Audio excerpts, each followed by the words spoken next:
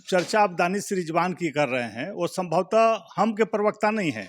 उनके विचारों से लगता है कि पीएफआई के प्रवक्ता हैं, और निश्चित रूप से मांझी जी को ऐसे लोग पर लगाम लगानी चाहिए, क्योंकि मांझी जी और हम पार्टी को बदनाम कर रहे हैं। अपनी भावना को, अपनी जो सोच है उसको दर्शा रहे हैं हम के माध्यम से, जो कि उचित नहीं है। वो पीएफआई के पूरी तरह से प्रवक्ता हैं। मांझी जी सीधे आदमी हैं, उनको अंधकार में रख के उनके संस्था का नाम वो बदनाम कर रहा है। तो आपके माध्यम से हम चाहेंगे मांझी जी को कहना कि वैसे लोग को दरकिनार करें, अन्यथा पूरी तरह से उनकी पार्टी को बुड़ा देगा वैसा व्यक्ति। वो पटांग बातें बार बार करता है। दानिश रिजवान मांझी जी को भी गलत रास्ते पर ले जाने का प्रयास करता है। सरदार वल्लभ भाई पटेल ने भी बैन किया था। इंदिरा जी के सरकार में भी आरएसएस बैन हुई थी। देखिए, काफ़ी अध्ययन की जरूरत है। दानिश रिजवान एक पत्रकार थे, लेकिन मैंने कहा ना कि अब वो पीएफआई के प्रवक्ता हो गए हैं, हमको लगता है कि। अच्छा, एक बात और कही जाती है कि भाजपा ही आरएसएस है और आरएसएस ही भाजपा है, इस पे क्या सकते हैं? देखिए, दोनों दो संस्था है। नमस्कार, मेरा नाम कैफ है, आप द एक्टिविस्ट देख रहे हैं। अभी हम भाजपा के प्रदेश कार्यालय में मौजूद हैं और हमारे साथ डॉक्टर विनोद शर्मा जी हैं। इनसे बात करेंगे कि जिस तरीके से पटना एसएसपी के बयान के बाद से विवाद खड़ा हुआ था, फिर उनका जो है उन्होंने क्लियर कर दिया कि उनका बयान नहीं था। जो चीज़ें जो अपराधी पकड़ाए हुए थे उनकी बातें थी, उसको उन्होंने प्रेस वार्ता में बताया था। जब उन्होंने पहले आरएसएस की तुलना में पीएफआई की तुलना की, काफ़ी विवाद हुआ। अब जानना चाहेंगे कि भाजपा अब क्या मानती है।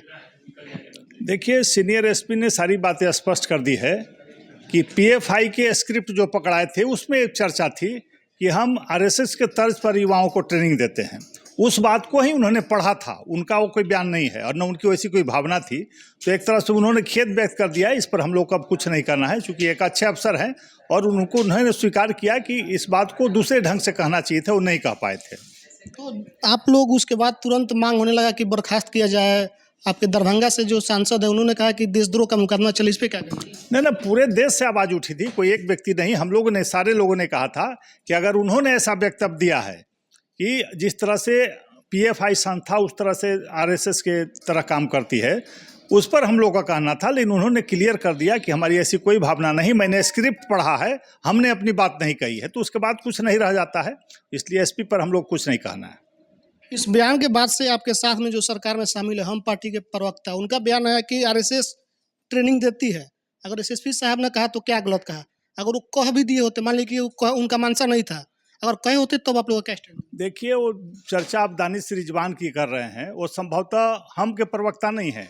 उनके विचारों से लगता है कि पीएफआई के प्रवक्ता हैं, और निश्चित रूप से मांझी जी को ऐसे लोग पर लगाम लगानी चाहिए, क्योंकि मांझी जी और हम पार्टी को बदनाम कर रहे हैं। अपनी भावना को, अपनी जो सोच है उसको दर्शा रहे हैं हम के माध्यम से, जो कि उचित नहीं है।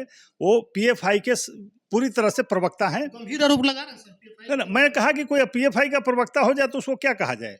उनकी सोच बहुत गंदी है दानिश रिजवान की, और उनको अपने शब्दों पर सोचना चाहिए, क्या बोल रहे हैं, किसके बारे में बोल रहे हैं। और दोनों में काफ़ी अंतर है, और समय समय पर जनता वैसे लोग को जवाब देती है। क्या मांझी जी से आपको नाराजगी है? मैंने कहा ना कि मांझी जी सीधे आदमी हैं, उनको अंधकार में रख के उनके संस्था का नाम वो बदनाम कर रहा है।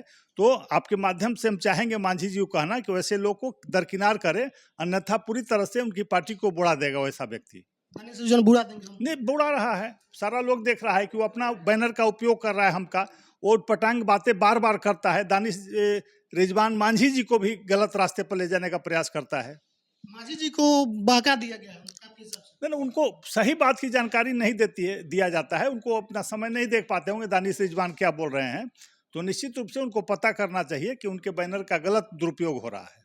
सरदार वल्लभ भाई पटेल ने भी बैन किया था। इंदिरा जी के सरकार में भी आरएसएस बैन हुई थी। देखिए, काफ़ी अध्ययन की जरूरत है। दानिश रिजवान एक पत्रकार थे, लेकिन मैंने कहा ना कि अब वो पीएफआई के प्रवक्ता हो गए हैं, हमको लगता है कि उनको अध्ययन करना चाहिए। उनको यह भी अध्ययन करना चाहिए कि विद्वान राष्ट्रपति प्रणब मुखर्जी जी ने आरएसएस क्वार्टर में जाकर आरएसएस की कितनी बड़ाई की, उनके कार्यकलापों की चर्चा की। पूरा देश जानता है कि आरएसएस भारत निर्माण की बात करता है, भारत में अनुशासन की बात करता है, समाज सेवा की बात करता है, प्रेम, देश प्रेम की भावना जगाता है। उस संस्था के बारे में दानिश रिजवान जैसे अगर सोच रखते हैं तो भगवान ही उनका भला करे। और विपक्ष भी निशाना साध रहा है आप लोगों पे। आरके सिन्हा जी का पुराना एक बयान है, उसको ट्वीट किया जा रहा है, बताया जा रहा है कि वो भी तो आरएसएस के खिलाफ बोले थे, अभी केंद्रीय मंत्री है। देखिए, आर के सिंह नहीं बोले थे, उसमें गृह सचिव कांग्रेस के थे, वो कांग्रेस पार्टी की सरकार थी और कांग्रेस पार्टी के इशारे पर ही सारे अफसर चलते थे, तो उनसे जबरन बयान दिलवाया गया होगा, उन्होंने दिया।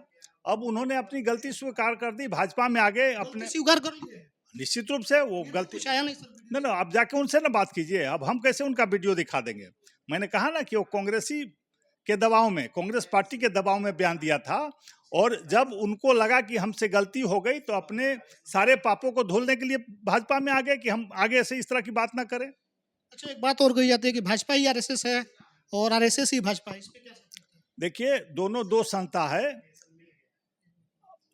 भाजपा एक राजनीतिक दल है और आरएसएस एक सामाजिक संस्था है, दल नहीं है, बहुत बड़ी संस्था है जो सबके साथ और सबके विकास की बात करती है, देश में शांति की बात करती है, देश प्रेम की भावना जगाती है लोगों में, एक अनुशासन की भावना जगाती है, समाज सेवा की भावना जगाती है। दोनों में काफी अंतर है, उसका उद्देश्य राजनीतिक नहीं है और भाजपा का उद्देश्य पूरी तरह से राजनीतिक है, एक राजनीतिक दल है।